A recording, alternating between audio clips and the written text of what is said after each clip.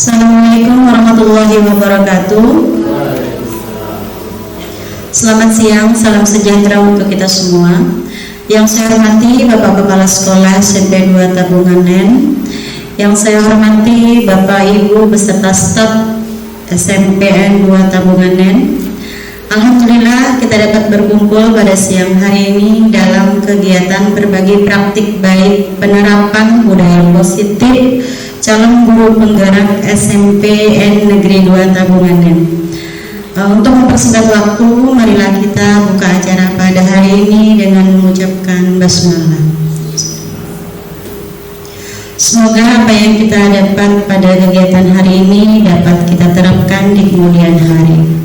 Pembahasan materi pada hari ini yaitu penerapan budaya positif dengan tema diseminasi pemahaman dan pengalaman penerapan budaya positif. Tema pada hari ini akan disampaikan langsung oleh Bapak Septian Sandra Ardiatna SPD selaku calon guru penggerak angkatan 10. Kepada Bapak, waktu dan tempat saya persilahkan.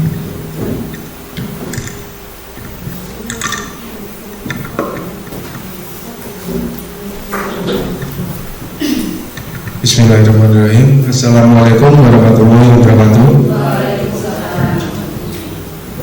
Yang saya hormati Bapak Muhammad Nur selaku Kepala SMP Negeri 2 Tabunganen. Yang saya hormati Bapak Ibu guru beserta staf SMP Negeri 2 Tabunganen.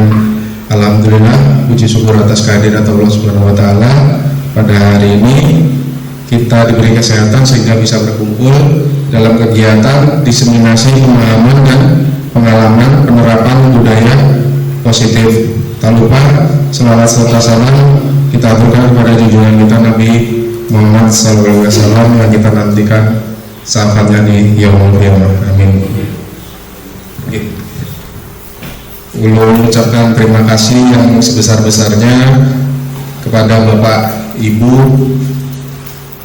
yang telah bersedia hadir dalam acara kali ini, dan ulun sampaikan mohon maaf telah mengganggu aktivitas hubungan biar. Pada kegiatan kali ini saya tidak bermaksud menggurui atau mengajari bubalbian, tapi di sini kita akan belajar bersama tentang pemahaman dan pengalaman penerapan budaya positif. Selamat datang, mari berkolaborasi, belajar bersama, dan saling mendukung demi menciptakan budaya positif di lingkungan sekolah. Pada konsep utama modul budaya positif ada 7 item yang akan saya sampaikan nanti. Yang pertama yaitu perubahan paradigma belajar, kemudian disiplin positif, kebutuhan dasar manusia, selanjutnya motivasi perilaku manusia, posisi kontrol restitusi, keyakinan kelas, dan yang terakhir segitiga restitusi.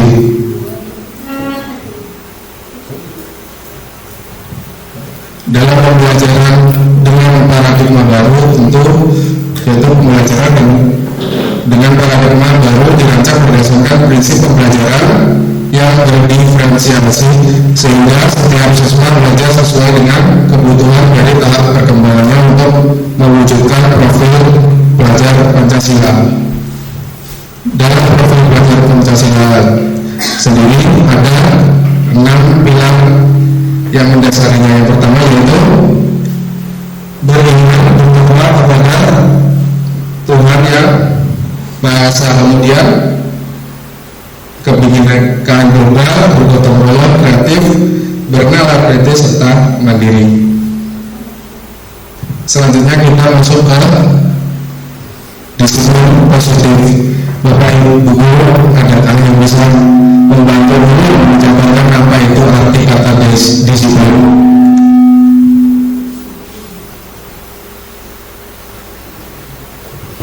Jadi di sini dalam budaya kita makna kata disiplin dimaknai menjadi sesuatu yang dilakukan seseorang kepada orang lain untuk mendapatkan kepatuhan.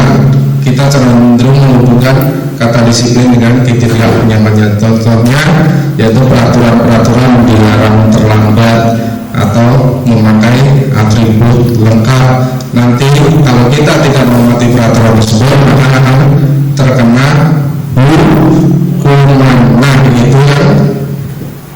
mendasari kata disiplin, sementara tujuan kita nanti bukan seperti itu.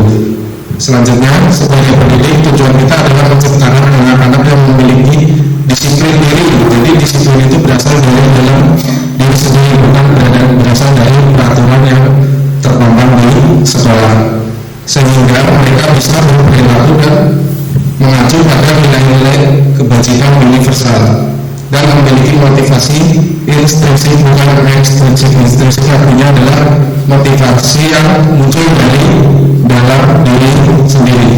Kemudian disiplin tersebut merupakan salah satu cara penerapan disiplin yang bertujuan untuk menumbuhkan kesadaran serta memberdayakan anak untuk melakukan sesuatu tanpa sogokan, ancaman, hukuman maupun penghargaan. Jadi anak-anak tersebut dengan ikhlas atau emang itu yang sudah mendasari diri anak tersebut, bukan takut melakukan disiplin bukan karena takut akan dihukum atau menginginkan suatu penghargaan. Selanjutnya yaitu kebutuhan dasar manusia. Kebutuhan dasar manusia yang pertama adalah bertahan hidup. Di sini bertahan hidup itu selayaknya makhluk hidup pada umumnya, yaitu yang pertama adalah makan dan minum, kemudian tempat tinggal atau dalam bahasa Jawanya yaitu sandang, pangan dan papan. Itu adalah yang mendasari bertahan hidup. Suatu contoh kasusnya bertahan hidup adalah ibaratnya ada salah satu murid kita bernama Panji gitu aja. Panji mengambil makanan si Anggi. Nah, kita tidak bisa langsung mengganti si Panji atau menghukum si Panji. Untuk kita akan mencari tahu apa itu dasarnya, kenapa Panji itu mengambil makanan si Anggi. Mungkin ada alasan, ibaratnya tidak diberi bekal dari rumah, tidak diberi sapu dari rumah, sehingga Panji melakukan itu dengan didasari kebutuhan dasar manusianya itu bertahan hidup. Kemudian selanjutnya yaitu kasih sayang dan rasa diterima. Banyak dari perilaku murid-murid kita di sini yang menunjukkan sikap nomor 2 yaitu kasih sayang dan rasa diterima. Mungkin di rumah mereka kurang mendapatkan kasih sayang dari keluarganya atau kurang mendapatkan perhatian, sehingga pada saat di sekolah mereka istilahnya untuk mencari perhatian kepada gurunya atau capek. Kemudian ada lagi banyak yang kita temui yaitu kebutuhan dasar manusia tentang penguasaan. Penguasaan itu istilah belajarnya kalau dulu itu adalah guru yang menunjukkan sosok keihliannya. Contohnya dia ingin diakui atas segala tindakan-tindakannya, ingin diakui. Contohnya pendapatnya itu tidak bisa disanggah, kemudian dia ingin diikuti oleh semua teman-temannya. Kemudian yang keempat yaitu kebebasan.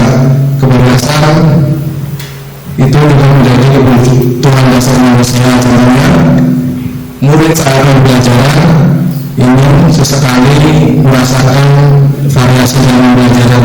Jadi wajar kalau ada salah satu murid kita menggunakan metode klasik, yaitu contohnya mengajar dengan metode ceramah. Ada murid yang kurang memperhatikan atau ceritanya ibaratnya ada materi yang sudah kita sampaikan, kita tanyakan dan murid tersebut tidak mengumpul. Jadi mungkin saja murid-murid tersebut perlu kebebasan atau perlu variasi dalam pembelajaran. Contohnya pembelajaran di luar ruangan atau pembelajaran dengan menggunakan media-media yang lain. Yang terakhir yaitu kesenangan. Kesenangan adalah suatu hal yang sudah pasti dimiliki oleh anak-anak. Kesenangan bisa didapat dengan cara bermain. Jadi wajar kalau ada anak-anak yang bermain di dalam kelas, tergantung kita membimbingnya. Contohnya dengan mendeteksi perilaku tersebut, kita bisa memahami karakter masing-masing murid kita. Kemudian motivasi perilaku manusia. Motivasi merupakan dorongan yang timbul pada diri seseorang secara sadar atau tidak sadar untuk melakukan suatu tindakan dengan tujuan tertentu. Contohnya dengan adanya peraturan tadi, yaitu menghindari ketidaknyamanan dan hukuman. Jadi mereka itu berpura-pura berperilaku baik, padahal itu adalah untuk menutupi jati dirinya, bukan perilaku baik yang berasal dari dalam dirinya. Kemudian yang kedua, mendapatkan imbalan dari atau penghargaan dari orang lain. Murid melakukan disiplin diri karena ingin mendapatkan imbalan. Ini merupakan motivasi ekstrinsik. Jadi contohnya, kamu bapak udah tahu kamu satu dengan ya baik yang lain sudah mereka menyapu terus kemudian memberi upah. Nah itu biasanya mereka melakukan hanya sebatas ingin mendapat penghargaan atau imbalan. Kemudian yang terakhir yaitu menghargai nilai-nilai kebajikan diri sendiri. Murid melakukan disiplin karena sadar akan nilai-nilai kebajikan dirinya sendiri. Ini merupakan motivasi intrinsik. Ini yang akan kita gali pada budaya positif atau yang akan kita terapkan pada murid-murid kita nanti, insya Allah.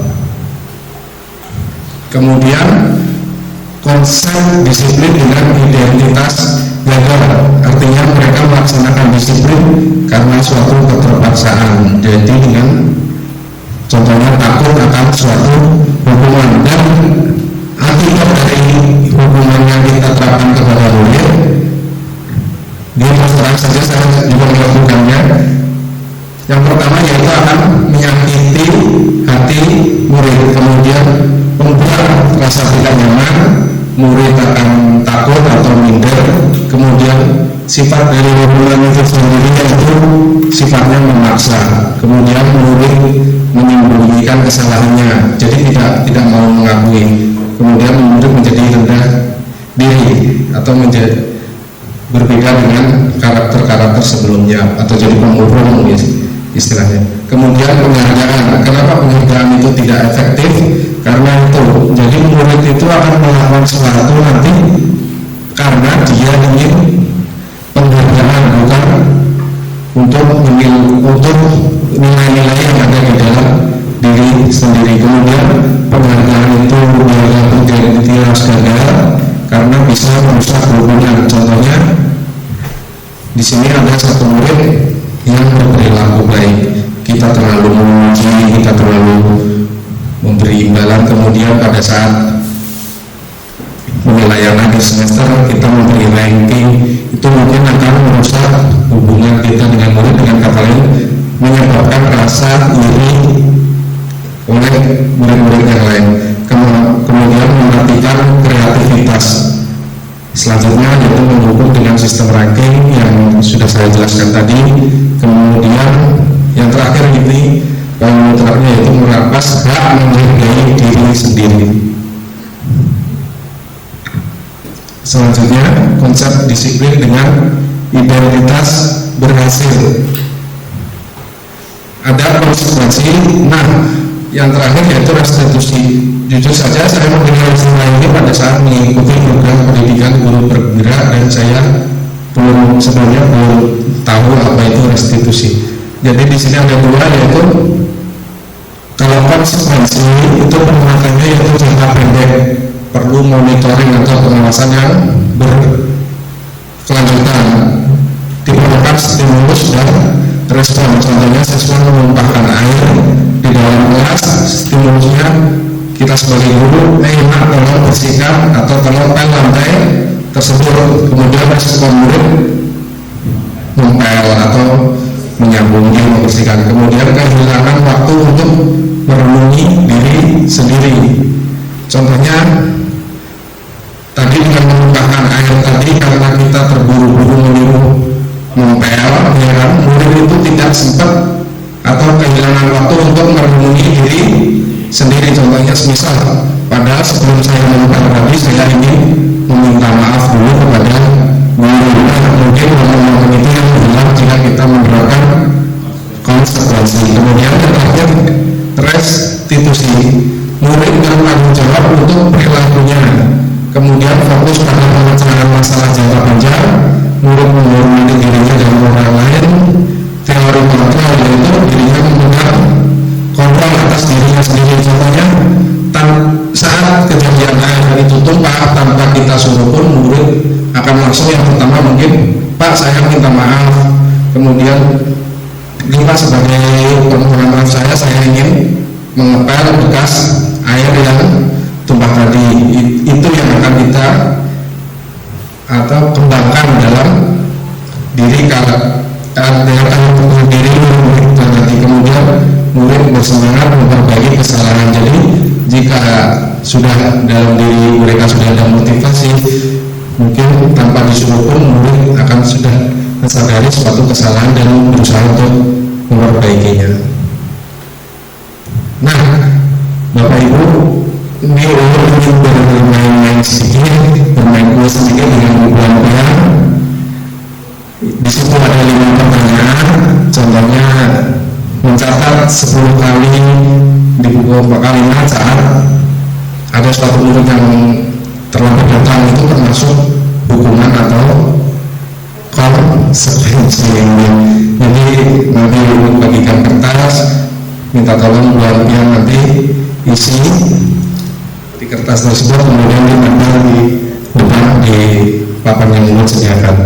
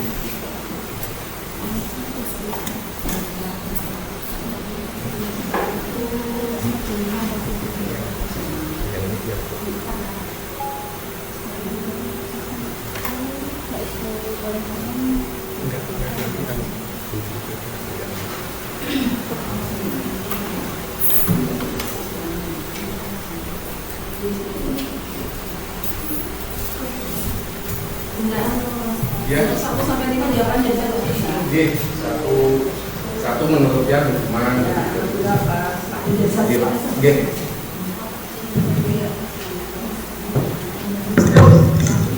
Sambil membacakan ya, mungkin kalau saya terlalu jauh. Yang pertama yaitu mencatat 100 kali di dalam buku kalimat, saya tidak akan terlambat lagi karena terlambat ke sekolah. Itu termasuk hukuman atau konsekuensi. Kemudian lari memilih lapangan 2 kali karena terlambat hadir di sekolah. Yang ketiga, menggantikan tugas teman-teman yang dicoret-coret. Berikutnya, mulai menggunakan telanjang kaki sepanjang hari karena tidak menggunakan sepatu warna hitam sesuai dengan peraturan sekolah. Yang terakhir, lari mengelilingi lapangan basket 2 kali karena terlambat 10 menit untuk pelajaran kejuaraan.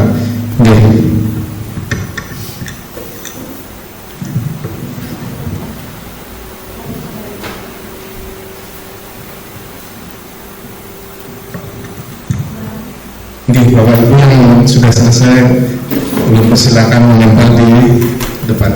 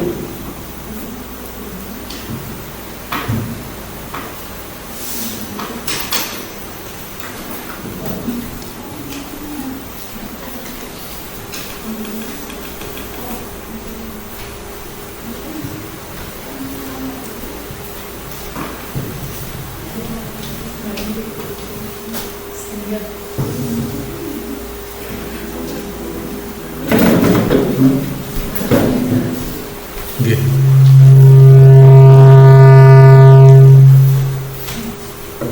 Oke.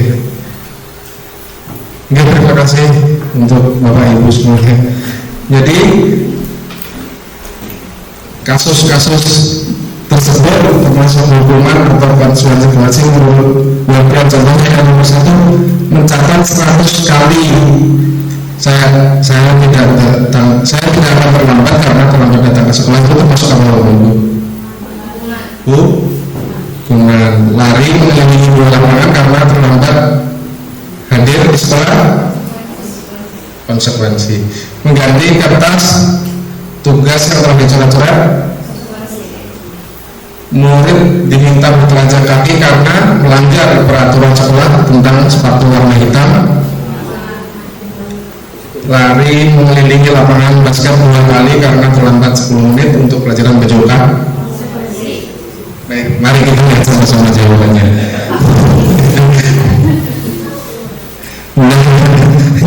Jadi mencatat 100 kali dengan saat tidak, saya tidak akan melakukan lagi, itu termasuk konsekuensi. Kemudian lari mengelilingi lapangan 2 kali karena terlambat hadir, itu termasuk hukuman. Menggantikan kertas teman yang telah dicoret-coret, konsekuensi. Murid diminta bertelanjang kaki sepanjang hari karena tidak menggunakan sepatu warna hitam, itu termasuk hukuman. Kemudian lari mengelilingi lapangan basket 2 kali. Padahal di sini ada ya, yang pertama lari mengelilingi 2 kali karena terlambat hadir di sekolah. Yang terakhir yaitu lari mengelilingi lapangan basket sama-sama 2 kali karena terlambat pelajaran BJK. Kenapa kok beda? Karena kesepakatan dengan guru mata pelajaran tersebut mungkin. Mungkin bisa. Yang pertama yaitu ada kesepakatan dengan guru atau ada kesepakatan kelas. Yang kedua yaitu lari itu termasuk dari bagian pembelajaran BJK. Jadi hal tersebut bukan termasuk hukuman. Baik, kita tepuk dulu Bapak Ibu yang terima kasih.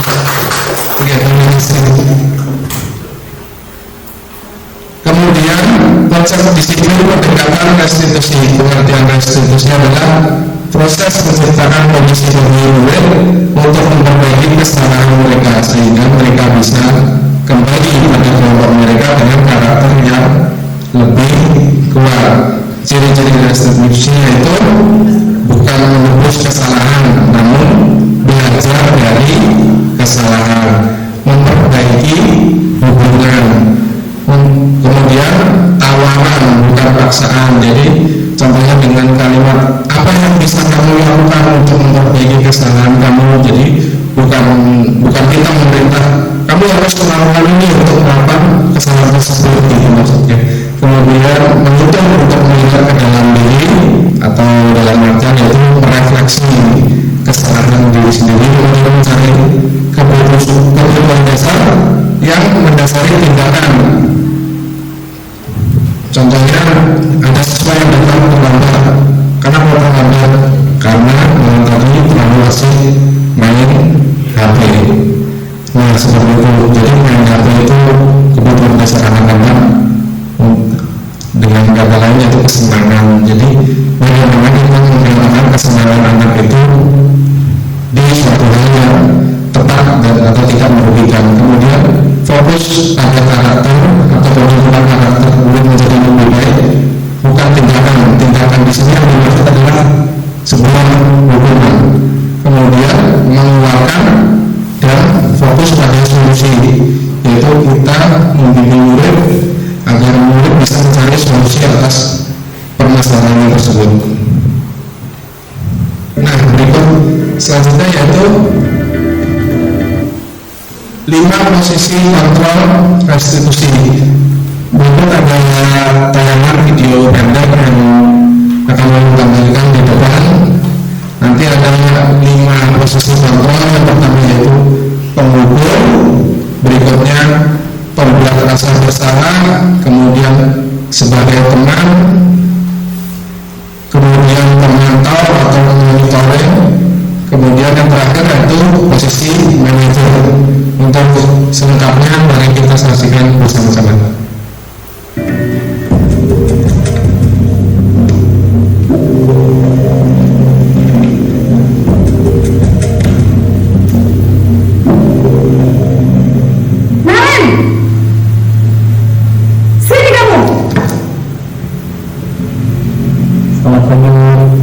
Selalu terlambat. Kamu deh pasti terlambat. Maaf Bu, saya Apa coba? Alasan kamu apa lagi? Kapan sih kamu tidak terlambat? Malas sekali ya kamu jadi anak. saya Dasar pemalas. Gak kapok-kapok sih kamu. Sudah berapa kali terlambat? Sana, kamu keliling lapangan basket 2 kali. kenapa saya harus keliling lapangan basket Bu? Kenapa? Kamu melawan ibu. Berani-beraninya jawab. Sudah terlambat, masih berani jawab pula. Sekarang, keliling lapangan basket 5 kali sekalian. Biar kapok. Cepat. Pergi sana ke lapangan basket. Posisi tertutup biasanya berbicara dengan nada tinggi, mengganggu, menunjuk-nunjuk, menyakiti, dan menyindir. Hukuman bisa berupa fisik maupun psikis. Ibu dan bapak guru, dampak yang terjadi pada guru ketika guru berada pada posisi tertentu adalah guru cenderung akan memberontak, bahkan melakukan dendam.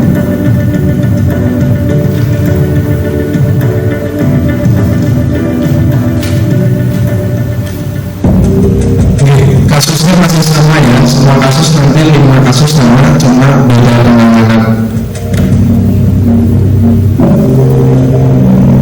Naren!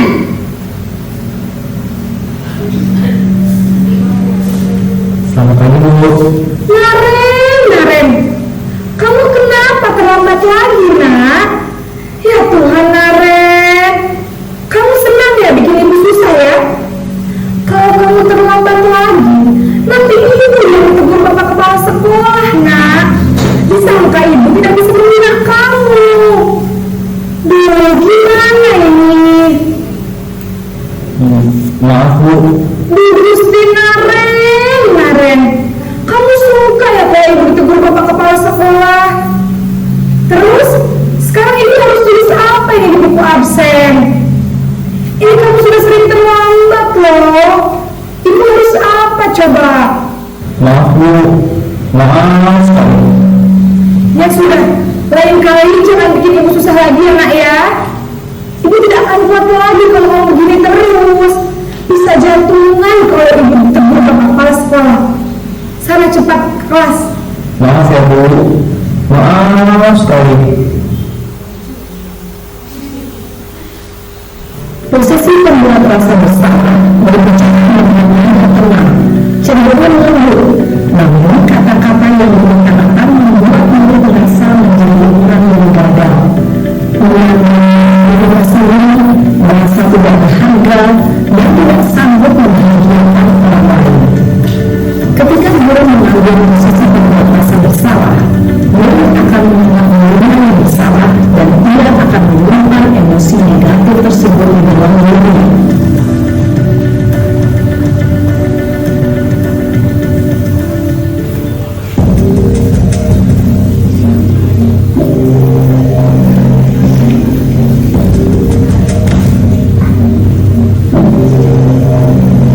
Naren!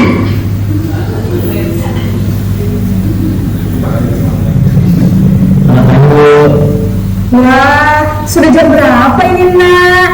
Terlambat lagi ya sayang. Iya Bu, habis ibu saya lupa bawa saya Bu. Kamu malah menyalahkan ibu kamu. Kamu bukannya anak yang larinya paling kencang. Kok terlambat sih? Iya Bu, saya nonton bangun tadi, jadi walaupun saya lari kencang, tetap gak kencang ya Bu. Ya sudah sana. Nanti lain kali larinya lebih kencang lagi ya. Biar gak terlambat lagi. Bikin seneng ibu. Demi ibu. Bisa kan? Bisa Bu. Ya sudah, di sana masuk kelas. Ibu beresin urusan absen kamu. Kamu ini ada-ada saja. Dalam posisi tenang, dia berbicara dengan nada suara lemah, akrab, cenderung bersemangat bergerak untuk menjaga suasana tetap santai. Dia akan merasa senang, aman, dan akrab dengan diri. Identitas yang tercipta adalah identitas sukses atau berhasil. Perlu diingat, karena ini masih benar eksternal, maka ada faktor ketergantungan dan kepada orang lain. Di sini belum absennya, sehingga lain waktu murid bisa berperilaku baik, namun hanya kepada orang-orang tertentu saja.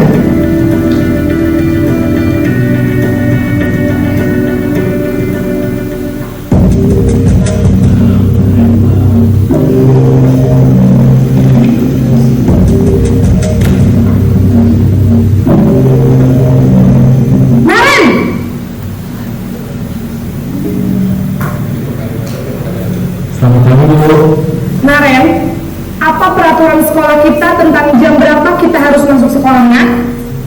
Kita harus di sekolah jam 7 Bu. Iya betul, sekarang sudah jam 7.20. Naren sudah tahu konsekuensinya jika terlambat hadir. Paham Bu, saya harus tinggal kelas pas jam istirahat selama 20 menit. Iya benar, konsekuensinya demikian. Jadi nanti jam 9.30 pas istirahat, kamu harus tinggal di kelas, kerjakan tugas tambahan untuk ketertinggalan kamu, ya? Baik Bu. Posisi pemantau membutuhkan api data untuk mengontrol diri.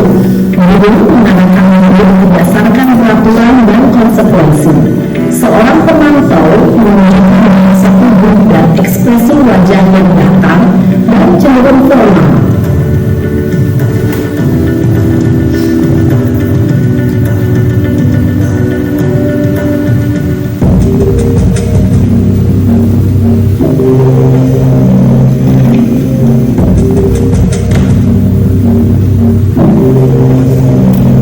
Naren!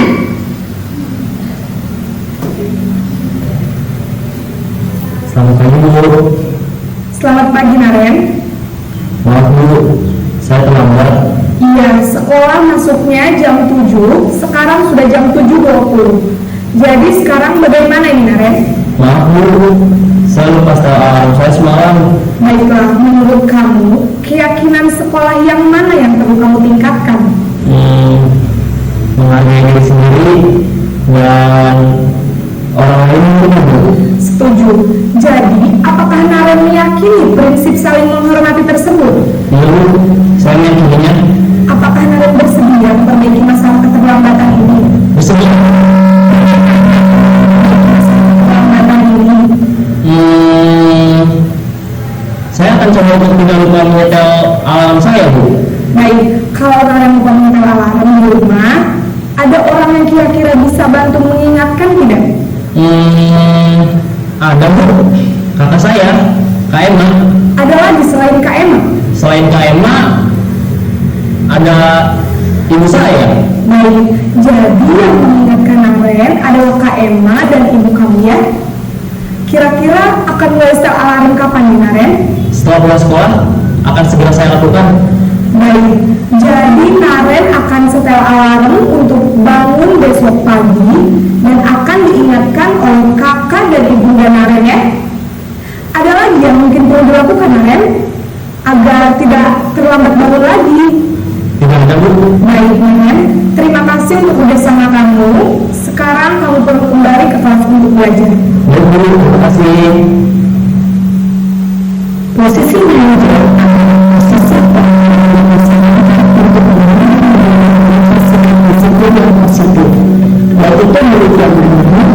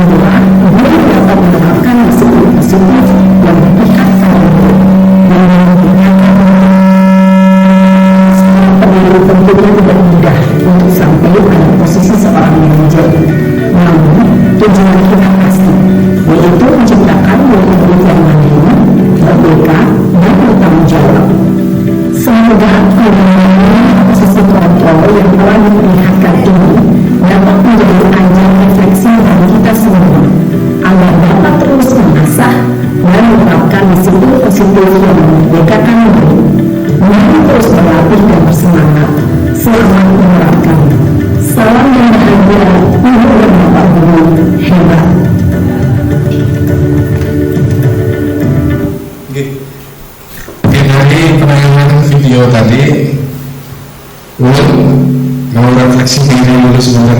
Jadi dari kelima tadi mungkin yang pernah melakukan yaitu menjadi penghukum dan sesekali menjadi sebagai teman, dan ternyata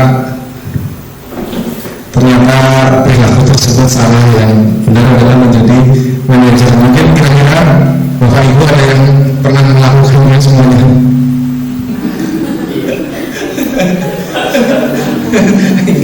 Yang pertama Pak, Yang kasus pertama.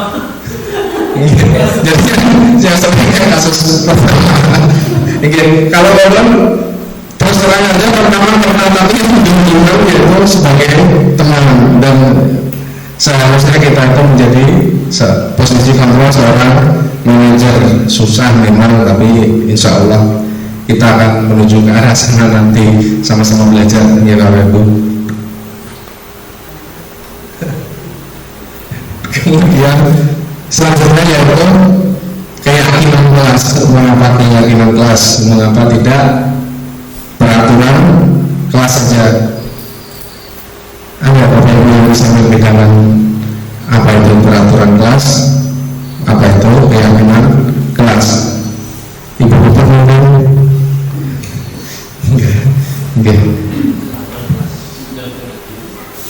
Peraturan dan keyakinan. Mengapa keyakinan? Kenapa kok tidak peraturan saja?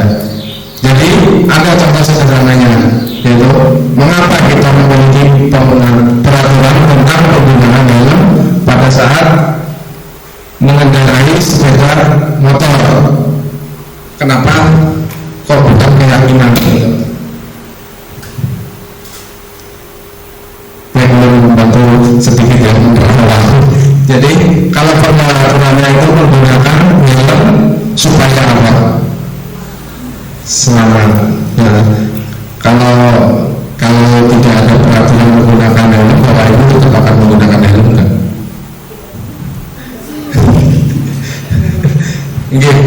Jadi nilai keyakinan keselamatan tadi adalah yang namanya yaitu suatu keyakinan.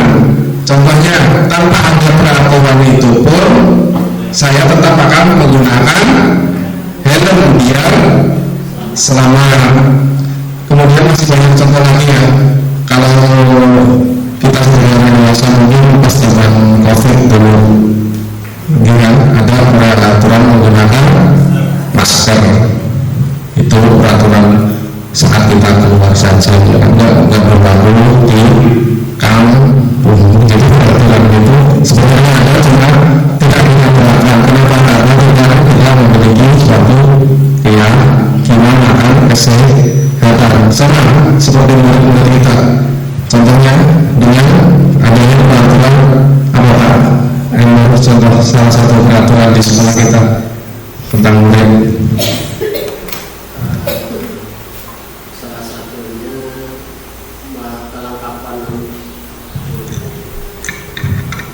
Kelengkapan atribut ya, memakai alas kaki ya.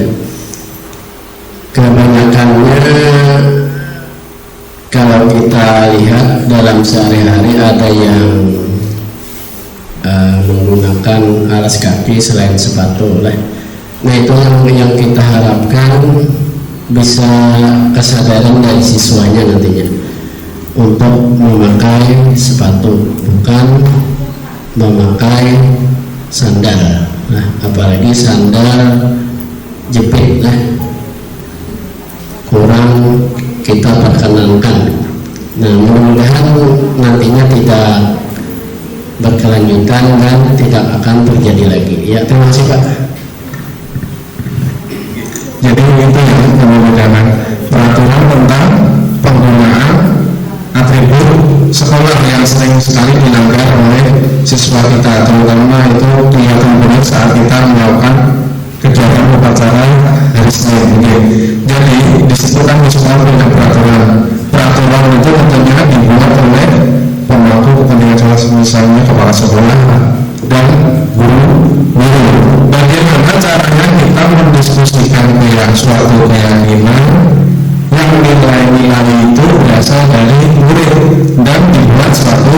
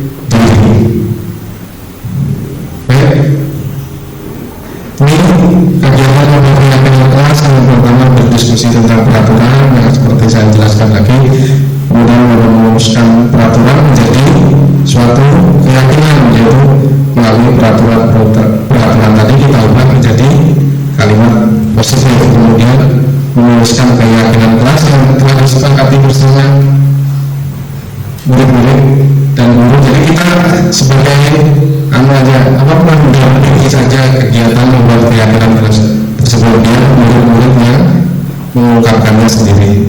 Kemudian setelah menuliskan keyakinan kelas tersebut, nanti kalau bisa ditandatangani bersama. Jadi dan keyakinan kelas tersebut ya nggak usah banyak-banyak, kita mulai dari dikit sedikit saja. Ini contoh keyakinan kelas ya.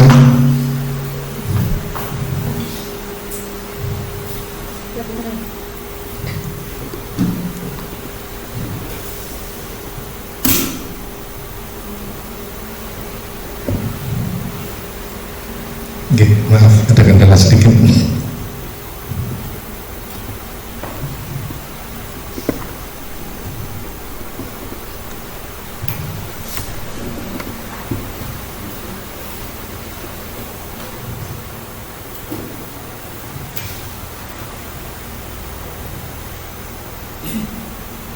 Oke, sambil kita lanjut ya. Ini bentuk keyakinan kelas tadi, contohnya yaitu datang tepat waktu, kemudian saat dia masuk segera masuk ke ruang kelas, kemudian ada yang malas-malasan mengerjakan tugas, kemudian ada yang tidak ikut berpartisipasi saat melaksanakan piket, contohnya kemudian tidak pembulian, berkata kotor, kemudian sering mengolok-olok teman dan membuang sampah sembarangan. Jadi kita bisa membuat peraturan tadi menjadi kalimat positif, yaitu contohnya disiplin faktur meliputi hal-hal tadi, kemudian belajar dengan semangat sehingga tidak akan lupa akan tugas-tugasnya sebagai murid. Kemudian saling membantu saat melakukan piket harian dan seterusnya. Bagaimana pembentukan keyakinan kelas? Yang pertama yaitu lebih abstrak dari peraturan seperti yang saya jelaskan tadi, kemudian berupa pertanyaan universal dibuat dalam bentuk positif, mudah diingat sesuai dengan kondisi kelas dan sekolah agar mudah diterapkan, kemudian melibatkan warga kelas atau sekolah saat penyusunan. Jadi tidak melalui kita yang membuat keyakinan, jadi kita bersama murid, kita diskusikan bersama-sama. Yang terakhir yaitu segitiga restitusi.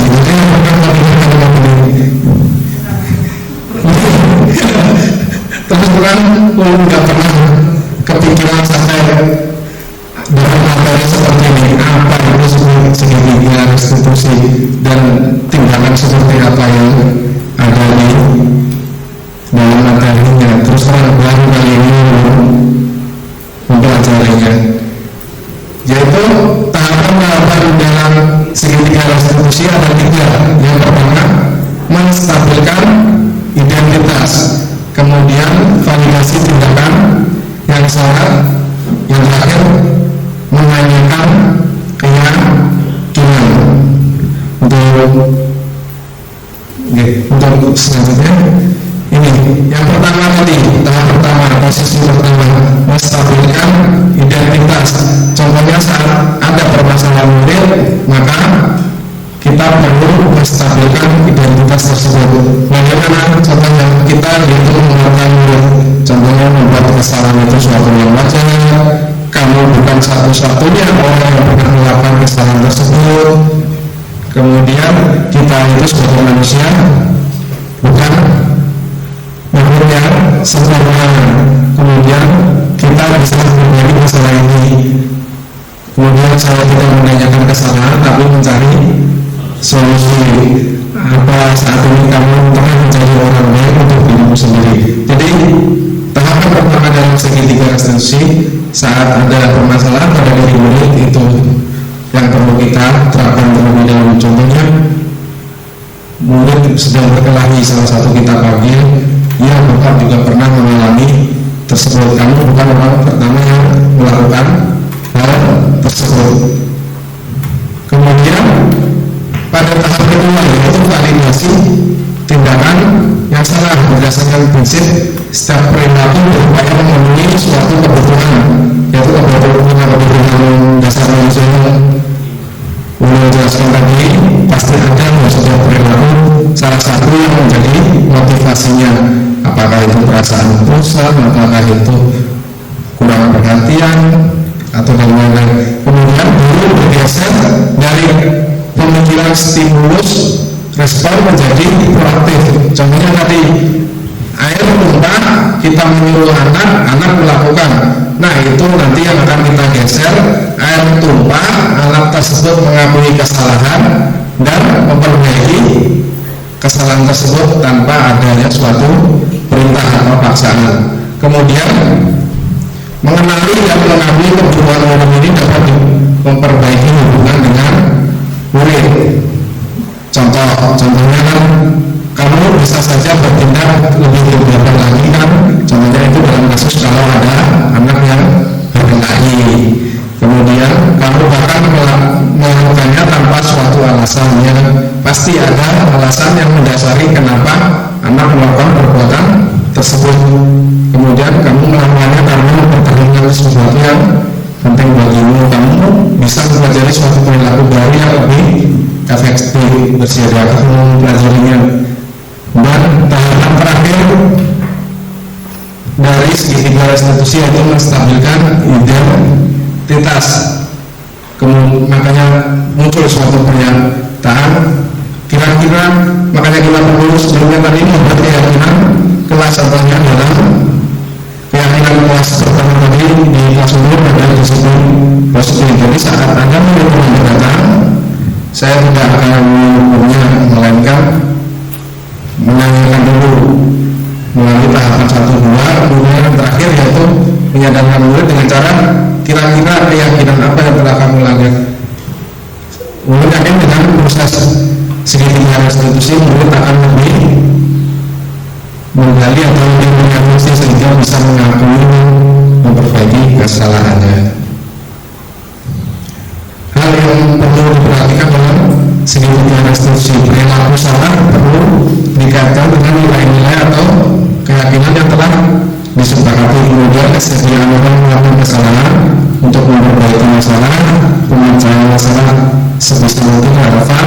Kemudian perlu adanya usaha perbaikan dari pihak yang membuat kesalahan. Kemudian perlu dedikasi waktu dari pihak yang membuat kesalahan. Dalam penerapan program disiplin positif, tentunya guru memiliki standar kepribadian profesional dan sosial yang baik, di mana guru mampu berefleksi pada posisi kontrolnya sebagai seorang among atau posisi manajer yang menuntut murid menjadi insan yang mandiri, merdeka, dan bertanggung jawab. Demikian standar nasional pendidikan.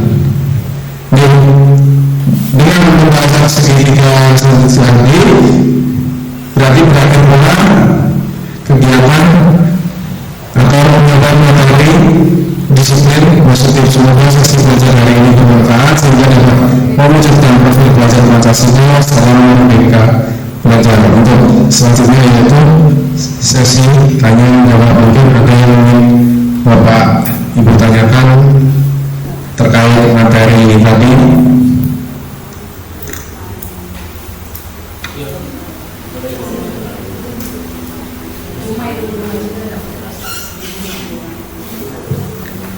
Dengan oke.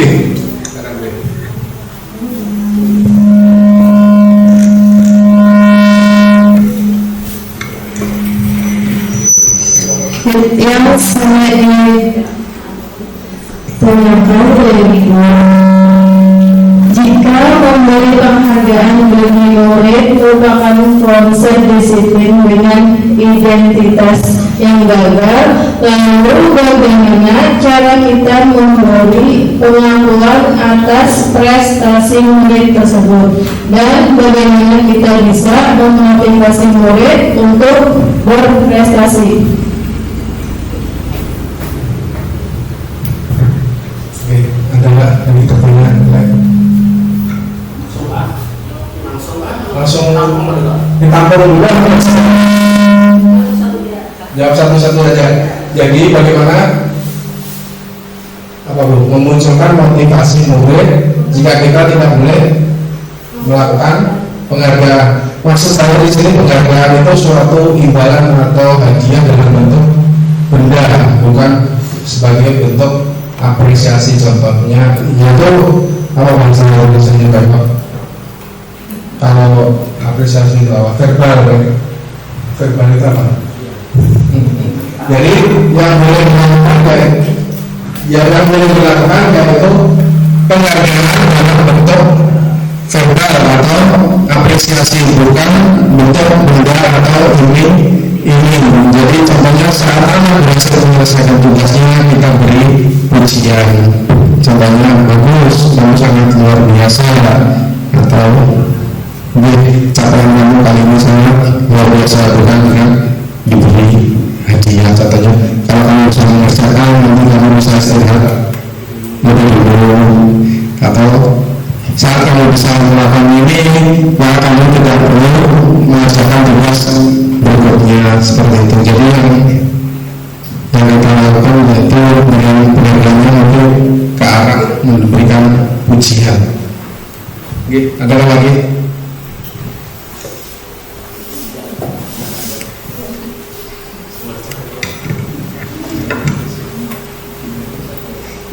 Terima kasih atas waktunya Bapak. Yang ingin saya tanyakan, apakah penerapan segitiga restitusi dalam penanganan permasalahan murid bisa diterapkan di lingkungan sekolah kita? Padahal kita tahu karakter murid di zaman sekarang. Apakah kira-kira efektif dalam mengatasi permasalahan tersebut? Terima kasih.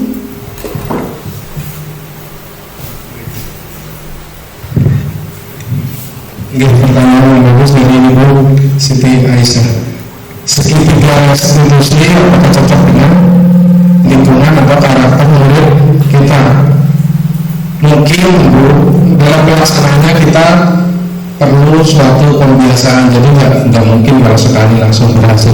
Tapi dengan menggunakan metode tersebut dengan secara berkala dan terutama secara kolaborasi dari kita semua, warga sekolah adik guru di SMP 2 ini menawarkan positif contoh sebagai manajer dan menerapkan segitiga restitusi ini, insya Allah akan berhasil. Jadi murid akan menjadi suatu kebiasaan baru bagi murid, yaitu nilai-nilai menghargai diri sendiri, bukan disiplin diri, bukan disiplin karena peraturan. Oke, ada lagi Pak? Cukup. Oke, mungkin oke, silakan Pak. Terima kasih atas waktunya yang diberikan. Mungkin nanti kita action di lapangan Pak untuk mengenai peraturan dengan siswa. Nah, jadi entah itu kesepakatan per kelas atau secara menyeluruh, iya, atau sekolah lah intinya. Jadi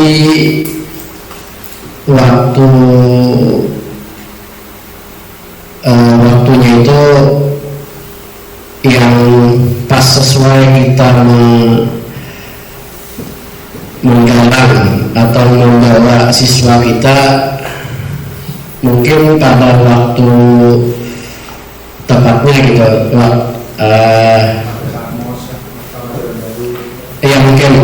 mungkin itu nanti yang bisa Bapak sampaikan lah.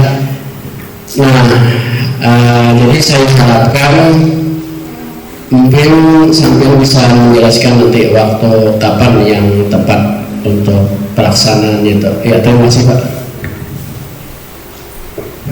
Terima kasih banyak Bapak Kepala Sekolah atas masukannya. Mungkin ada lain yang ingin memberi tanggapan, penguatan ataupun kritik juga boleh. Ibu.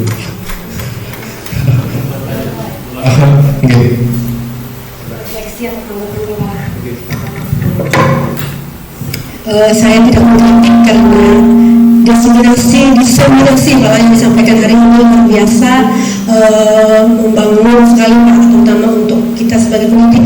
Dan ini jadi refleksi tersendiri buat saya. Yang pertama yaitu budaya positif di sekolah ini sebenarnya salah satu visi dari seorang guru yang tidak dapat diciptakan secara instan Mas Anggala. Jadi tidak bisa besok umpamanya kita jelaskan langsung siswanya instan bisa berubah. Diperlukan juga tuntunan dan teladan dari kita sebagai guru. Jadi guru harus beri contoh atau teladan yang baik, sehingga dengan kesadaran sendiri akan mengikuti apa yang dilakukan guru. Kemudian refleksi yang berikutnya yang saya peroleh diri saya pribadi sendiri, ternyata cara memberikan hukuman pun itu harus ada kontrolnya tadi malah, jadi tidak bisa, yang artinya bisa kita hubungkan dengan pelajaran agar tercipta pembelajaran yang terarah kepada mendidik bukan menyalahkan, sehingga murid tidak memberontak dan merasa menjadi murid yang gagal.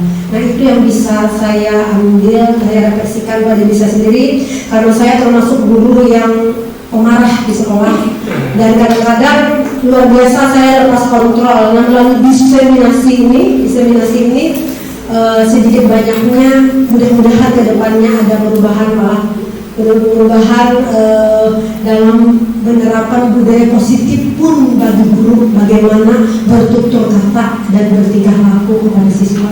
Saya demikian Pak Sandra, terima kasih untuk kesempatan yang diberikan.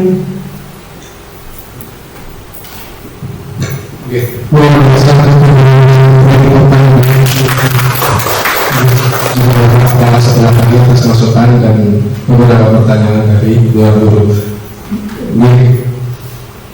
Selanjutnya berarti dengan berakhirnya sesi tanya jawab dan refleksi tadi, berarti berakhir pula kegiatan diseminasi pemahaman dan pengalaman penerapan budaya positif yang saya sampaikan selaku calon guru angkatan 10. Semoga bermanfaat. Wassalamualaikum warahmatullahi wabarakatuh.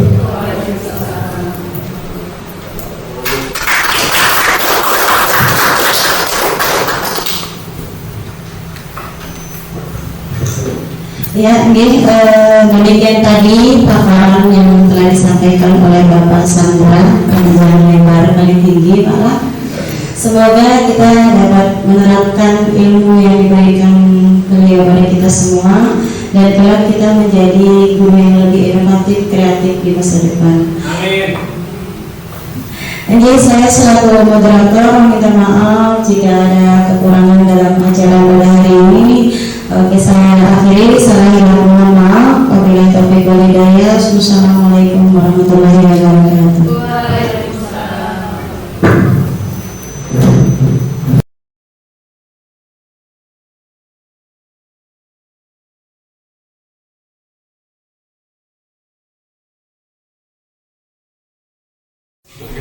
Assalamualaikum warahmatullahi wabarakatuh. Waalaikumsalam warahmatullahi wabarakatuh.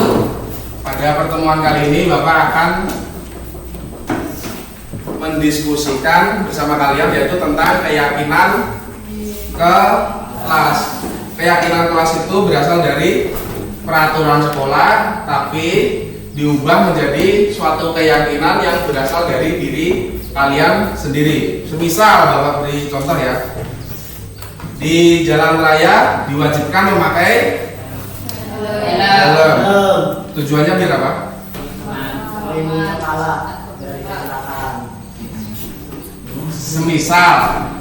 Semisal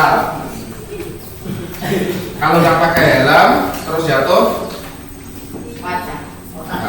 terus kalau pakai helm mengurangi resiko cedera.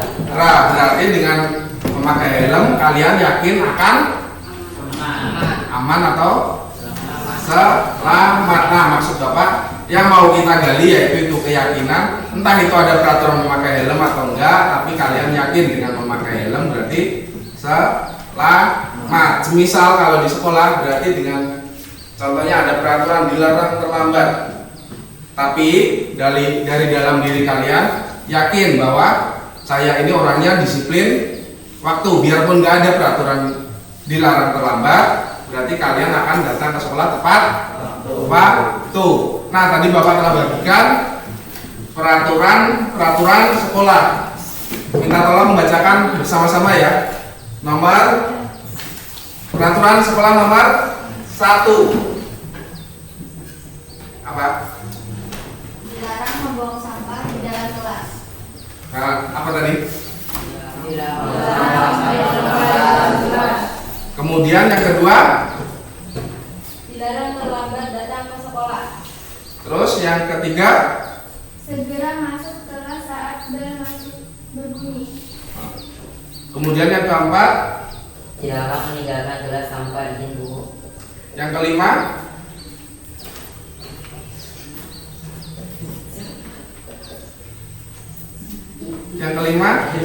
Dilarang mencoret bangku, kursi, dan tembok sekolah. nah, kemudian yang keenam, Tugas piket wajib melaksanakan piket harian sesuai jadwal. nah, yang ketujuh, Dilarang melakukan tindakan kemudian mengolok-olok, berkata kasar, bertindak kekerasan. kedelapan, Dilarang mencontek tugas atau hasil belajar teman. kesembilan. Kerjakan tugas tepat waktu. Nah, dari yang kalian sebutkan tadi itu adalah peraturan sekolah. Tugas kalian adalah merubah kalimat-kalimat tersebut menjadi kalimat positif. Contohnya, dilarang meninggalkan kelas tanpa izin guru. Kalimat positifnya bagaimana? Meminta izin saat. Dan tugas kalian sekarang adalah berdiskusi. Bapak bagi kelompoknya per baris saja ya. Berdiskusi mengubah poin 1 sampai 9 tentang peraturan sekolah tadi menjadi kalimat positif. Silakan susun sesuai kelompoknya masing-masing.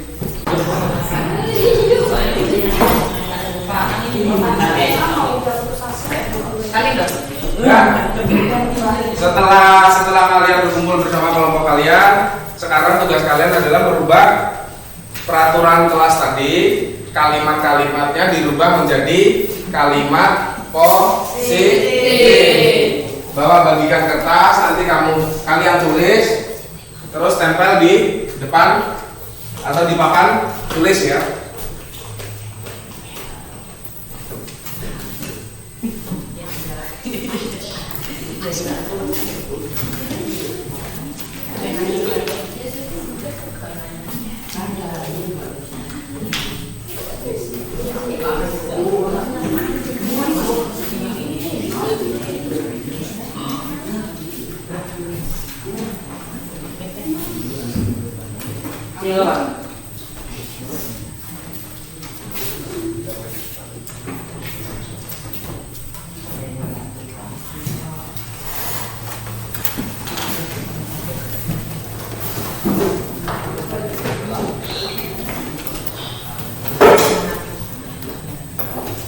Sudah selesai?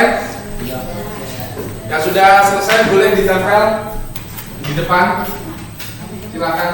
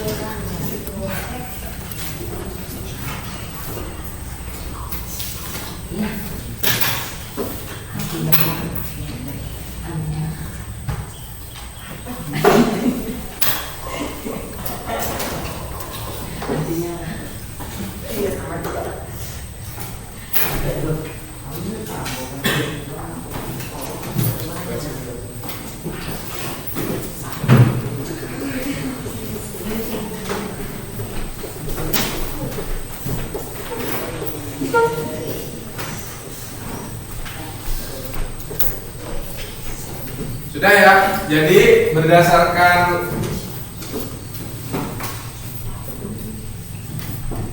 peraturan kelas yang kita rubah ke kalimat positif tadi, di sini ada disiplin waktu. Disiplin waktu tadi ada di peraturan berapa? 1. Bunyinya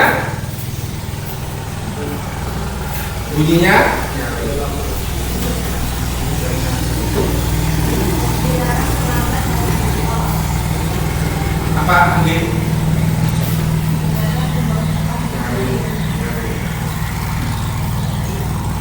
Dilarang membuang sampah di dalam kelas. Dilarang. Yang disiplin waktu. Disiplin waktu. Apa tadi? Dilarang terlambat datang ke sekolah. Dilarang terlambat datang ke sekolah. Kemudian ada lagi nggak kira-kira yang berkaitan dengan disiplin waktu?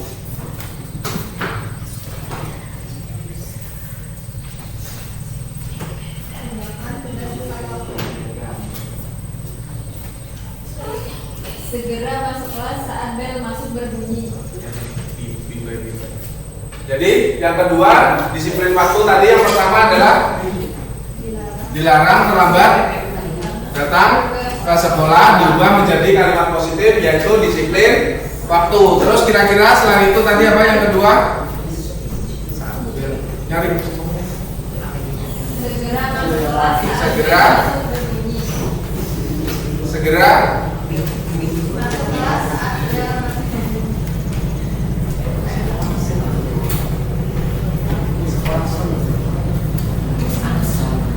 Yang kedua tadi apa?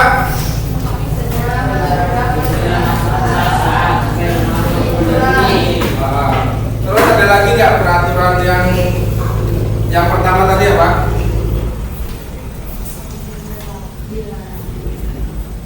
Peraturan yang pertama?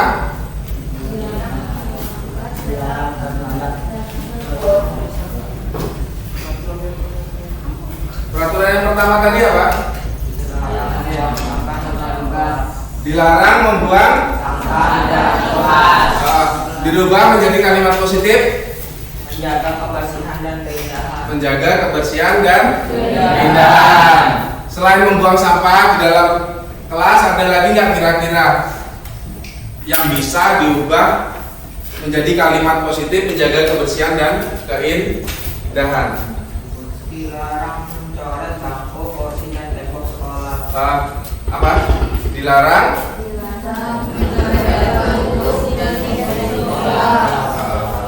kemudian selanjutnya peraturan selanjutnya yaitu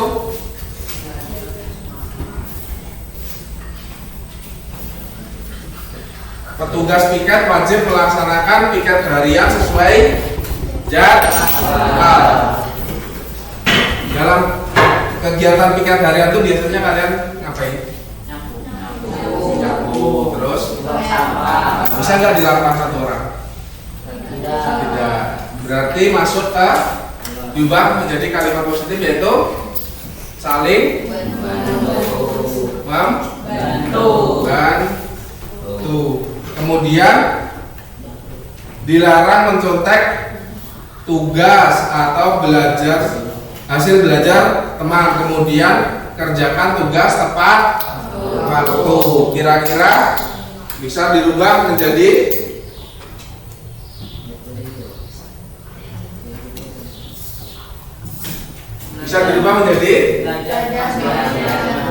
belajar dengan semangat. Udah, kalau sudah kalian tulis masing-masing kelompok dengan keyakinan kelas. Nanti setelah itu ditempel di depan, kita sepakati bersama. Sepakat nggak kira-kira? Sepakat nggak kira-kira?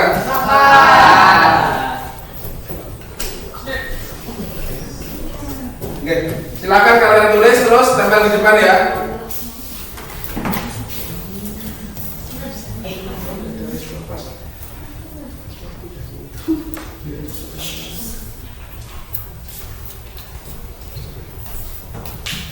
Nanti kalau sudah selesai menulisnya ditempel di depan.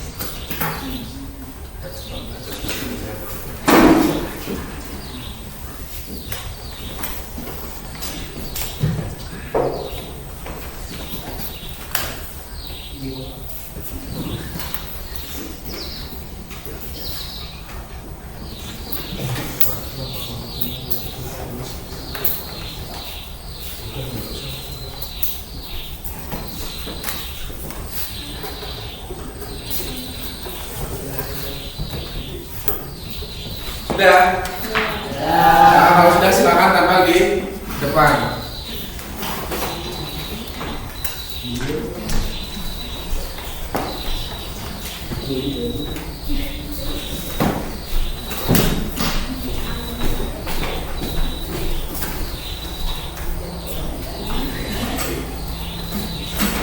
Sudah? Ya, Bapak akan membacakan penjabaran keyakinan kelas dari masing-masing kelompok kalian. Yang pertama, disiplin waktu. Disiplin waktu itu ada banyak, contohnya dilarang apa? Kok dilarang? Disiplin waktu itu yang pertama yaitu tidak terlambat masuk ke kelas.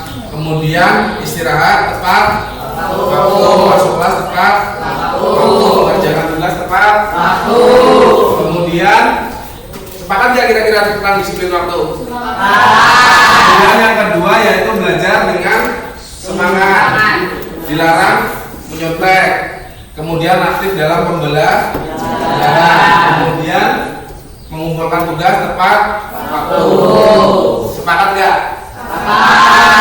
Kemudian yang ketiga menjaga kebersihan dan keindahan. Apa saja tadi yang meliputi menjaga kebersihan dan keindahan? Tidak membuang sampah di dalam kelas. Kemudian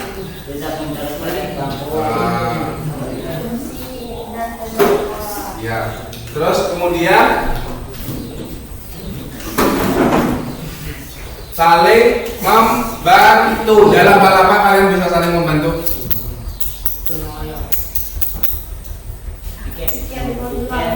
Melaksanakan piket. Jadi kalau ada jadwal piket, yang ada jadwalnya hari itu, silakan kalian bersama-sama dengan ada yang 3 menyapu, yang satunya lagi jajan di kantin. Kemudian yang terakhir yaitu saling menghargai. Berarti dengan saling menghargai kalian tidak melakukan tindakan kekerasan. Terus apa lagi? Paham? Terus berkata kasar. Kira-kira dari kelima keyakinan kelas tadi kalian sepakat nggak? Kalau sepakat,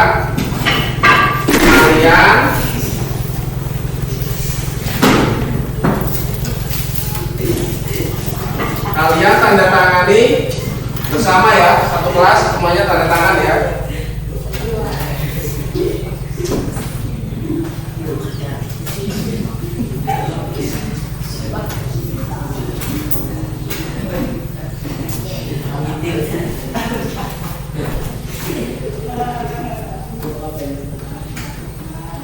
Ya, silakan satu persatu maju ke depan, membubuhkan tanda tangannya untuk menyepakati keyakinan kelas. Nah, silakan sesuai absen boleh atau sesuai kelompok satu, silakan satu persatu maju tanda tangan.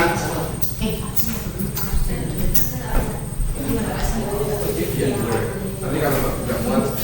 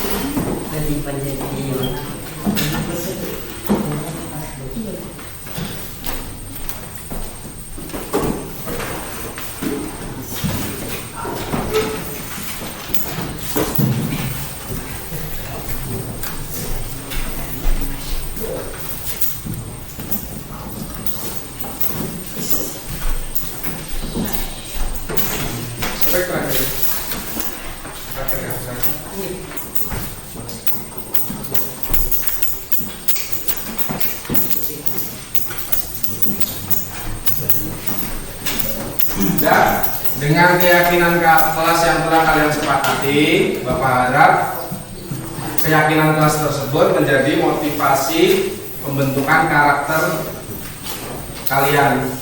Jadi tentang disiplin waktu itu nggak usah ada peraturan, kalian sudah bisa memulainya dari dalam diri, bisa dipahami.